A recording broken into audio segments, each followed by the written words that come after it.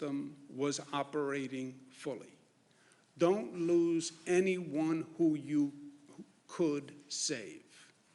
That is a legitimate, ambitious goal of government. And that we have done so far. That we have done so far. Have we saved everyone? No. But have we lost anyone because we didn't have a bed, or we didn't have a ventilator, or we didn't have healthcare staff? No. The people we lost are the people we couldn't save. Not for lack of trying, and not for lack of doing everything that we could do as a society, not only as a government and as a healthcare system. So to the extent we can find peace in that, it helps me. And we are still New York tough, and New York tough means tough, but tough in a New York sense also means compassionate. It means that we are unified. It means that we are loving, because if you're really tough, the really tough guys, they're tough enough to show love. And because we're smart. And that's how we're going to get through this. Questions? How's the state's drug trial of hydroxychloroquine and chlorine going?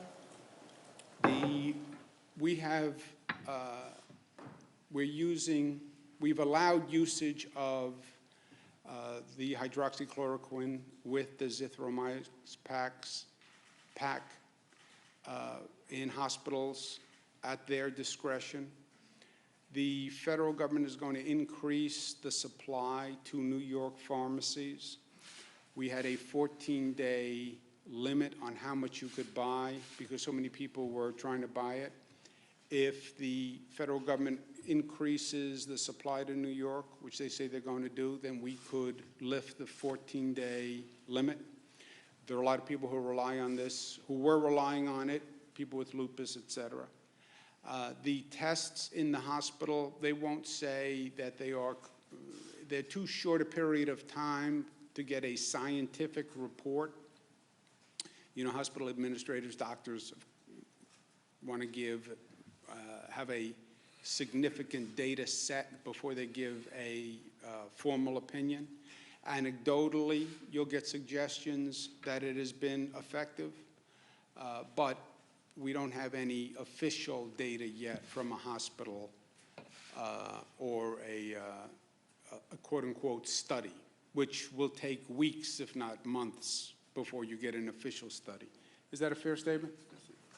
So promising but not conclusive, it sounds like. On which? On that type of treatment in hospitals. Yeah, there has been anecdotal evidence that it is promising. That's why we're going ahead. Doctors have to prescribe it. There are some people who have pre-existing conditions where it doesn't work, or they're taking medication that's not consistent with this treatment. But anecdotally, it's been positive.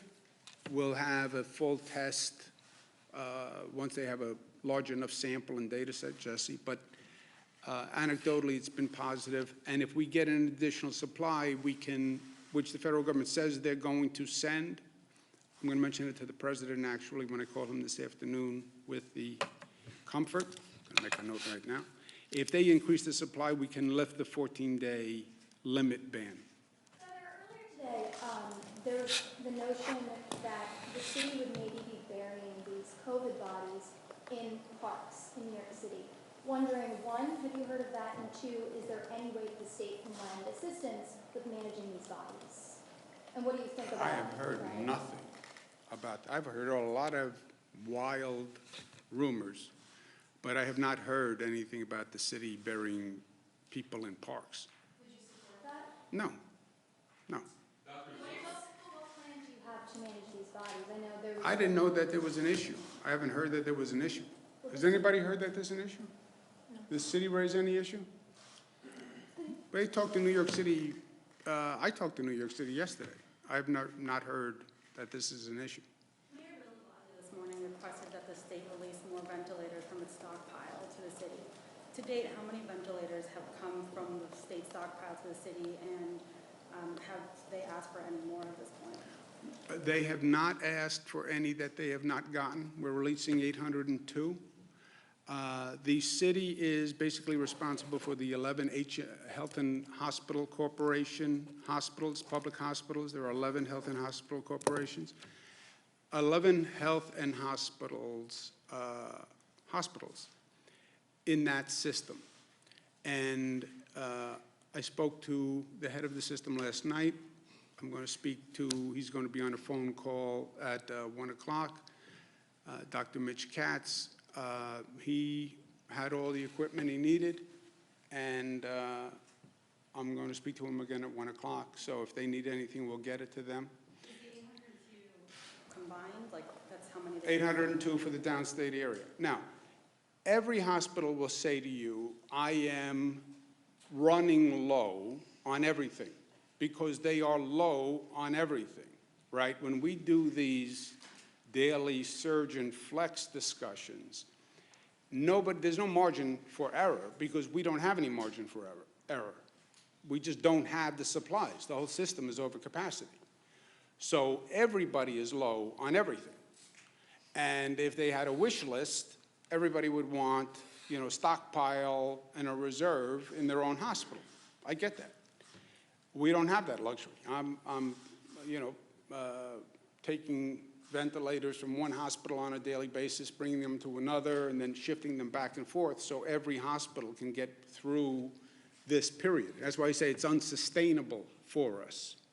So we're doing that with PPE equipment, we're doing that with ventilators, we're doing that with patients. If we can systematically get patients out of the hospital system into Javits and the Comfort, then you can relieve pressure on the whole system. But the system is running at red line, has been for days. This is the most intense management function that we have ever undertaken. So it's not here, in this situation, it's not what they want, it's what they need. That's what I say. Everybody would want, I want to have 100 ventilators on reserve. I know. It's what you need, and that we're doing on a day-to-day basis. But everyone has what they need. There is no one who said, I'm out of ventilators and I have a critical need who hasn't gotten them. You're calling for. Go ahead. You're calling for increases in crackdowns on social distancing, but we're getting reports of funerals and weddings in Orthodox Jewish communities in Rockland County and in Brooklyn still being attended by hundreds of people. Then they should enforce the rule, Jesse. I don't care if you're Orthodox, Jewish, Catholic, Christian, Muslim. I don't care what. It's not about religious observation. But is there anything you can do with state police or other resources to try to break these The state police will enforce it also, but let a local government, it's a job of local government to enforce. I'm doubling the fine. It's my way of saying, this is serious. This is serious. What right do you have to act irresponsibly in a way that could get you sick or someone else sick, and then I have to send an ambulance to pick you up and bring you to an emergency room that's already overburdened, that doesn't have staff, doesn't have supplies, doesn't have ventilators, because you were reckless and irresponsible. You don't have that right. And I have to talk to these healthcare workers all day long. I talk to transit workers. I talk to first responders who, truthfully, nobody wants to put themselves in these situations, and I don't blame them. And they're doing it out of passion and commitment and public service. None of us has the right to be reckless in our own behavior, which compounds the problem we're dealing with.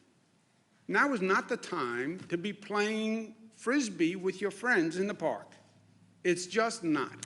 Now is not the time to go to a funeral with 200 people. Look, I'm living this with my own family. Yes, I understand grieving, and I understand how the religious services can help with the grieving process. And I understand how it's hard not to do that. But as a society, the risk is too great. Enforce the law. The localities have the legal right and responsibility to enforce the law. My doing the penalty, raising the penalty is my way of saying, do it. Just do your job. What percentage of available ventilators in New York are being used today? Oh, all of them. They're- We're beyond capacity. What about, the stockpile, like how much remains in the state's stockpile? We're beyond capacity. We are into the Plan B, C, D that we outlined, right? We are into using BiPAP machines instead of ventilators. We're into splitting ventilators, turning 2 into 1 with 2 sets of tubes. We are into all backup plans that we had. So how many ventilators are still in the state stockpile, though, at this point? The stockpile, I don't know. I can get you the number, but we are over capacity for the number of ventilators in the whole system. We're using BiPAP machines, we're using splitting, et cetera. I guess that begs the question, though, why not, if there are still ventilators in the state stockpile, why don't you send them to New York, to the city? No, we don't have anyone who says they need them now who doesn't have them. But you just said they're over capacity. Well, they're using the Plan B, C, D. We can't give everybody a ventilator for every situation. We have 9,000 BiPAP machines, for example. We're using the BiPAP machines, we're using the other machines. But we don't have anyone who says the 802 that we're sending today represents the number that people say they need now. Let me say that. Elections, 10 people have gotten sick and 3 people have passed away. Do you think they should continue working, processing petitions or challenging petitions? We extended the deadline, the voting and filing deadline. So I don't know what else legally that we could do than extend the deadline. You'd have to cancel elections, period, for the year, and I don't think we're in that position. We've extended the use of absentee ballots. Governor, are portions of nursing homes being set aside to treat COVID patients? Are portions of nursing homes being set aside to treat COVID patients? We're working with the nursing homes and trying to cohort patients within the nursing homes. Remember, this is something which we've identified in multiple nursing homes across the state. So does that mean you'll be moving COVID patients to facilities that are otherwise COVID-free? No, within those nursing homes, we're working to make sure that we minimize the spread of the COVID disease within that place, that facility. And Governor, regarding unemployment, I'm sorry. In other words, what Dr. Zucker is saying is, when you have a COVID patient who has been in that facility, they're trying to isolate the COVID patients on one side of the facility. We're not using a nursing home to treat COVID people. We're not bringing a COVID person into a nursing home. Regarding unemployment, is there any break in that log jam? And we're hearing that people who are on the hook to pay child support or spousal support who are out of work are having difficulty coming up with the money. Can the state help them out in any way? The Labor Department website, the unemployment website, do you know anything about that? Yeah, so we've now partnered with Google. We're going to be releasing a new interface by the middle of this week. They've moved from 5-day-a-week hotline to 6-day-a-week hotline. They're now 7-day-a-week headline. They've expanded the hours. We've gone from 4 servers to 50 servers. They're trying to do the queue by last name so that if you're between A and D, you call on Monday, and separating them out to try to manage some of the volume. But just so everyone understands, at the peak of the 2008 crisis, in the single largest day of claims was 13,000 in one day. We had 6 times that 2 days ago. So this volume is something that we've never experienced before, and it's frustrating and it's horrible and it's unacceptable, but we just ask that people remain patient, and we are working at it. We just put 300 more people in addition to the 700 people that were manning the call system. So we are trying to do everything we can to attack this issue. And most importantly, you will get your benefits going back to the date of your actual unemployment, even if there's a lag in being able to get signed up for the benefits. Governor, the Board of Regents this morning announced they were canceling the regents that were going to be held in June. Do you agree with that decision, or are they planning? I haven't even looked at their decision on the regents. Governor, the It sounds right, but I haven't even looked at it. The de Blasio administration canceled the pilot program to open streets for New Yorkers in order to encourage social distancing, et cetera. But they announced they're shutting that down because there weren't enough New Yorkers to justify that. What do you think about that? Was that a failure of that attempt? And also, you just increased penalties, so what's going on here? I don't know, New York City localities make decisions on their own on local issues. So I have no reason, I don't have any opinion on what the mayor did. I just don't know the facts well enough on that program. The social distancing, we have, again, hopeful news in the data that it could be slowing, plateauing, turning, but it's also dependent upon what we do and how we handle ourselves. And we know that social distancing is important. That's why I'm extending the ban on keeping businesses closed, extending the ban on schools. But it's individual behavior that has been problematic over the weekend. I get that it was a nice day and the weather was good and people have been cooped up. I get it. I get it all. I'm living it just like everybody is living it. But we get reckless, we change, or we're not compliant on social distancing, you will see those numbers go up again. That's why I showed you the Hong Kong, the China experience. They let their foot off the gas too quickly. And we have been behind on this virus from day one. And this virus has kicked our rear end. And we underestimate this virus at our own peril. We learned that lesson. Now is not the time to slack off on what we're doing. One more question. To downstate. We are moving ventilators now among the system. When someone has a change in patient load and they have additional ventilators, we move ventilators. But we have moved thousands and thousands of ventilators throughout the system. We've acquired thousands and thousands of ventilators. I also want to thank Oregon for sending ventilators. I want to thank the state of Washington for releasing ventilators and suggest that they be sent here. I want to thank California that also this morning released ventilators because they thought that they could be helpful to New York. That is the right attitude. That's the only way we do this as a nation. We're going to have to be flexible and handle the surge as it moves across the country. That's just what we're doing here in this state. Surges in Nassau one night, we move assets to Nassau. Surges in Rockland, we move assets to Rockland. So that's the only way we're going to do it because the federal stockpile. If the federal stockpile has 9,000 ventilators or 10,000 ventilators, that's not going to do, it's not going to be enough for a nation, right? So you're going to have to get states cooperating and shifting and moving within the country. New York will be first on that list. As soon as we get through this and we have any flexibility in our system, we will be there for every other state like they have been there for us. And we will lead the charge, the way we always have. Hurricane Katrina, we were the first ones down there, right? So when anyone needs anything, we're there.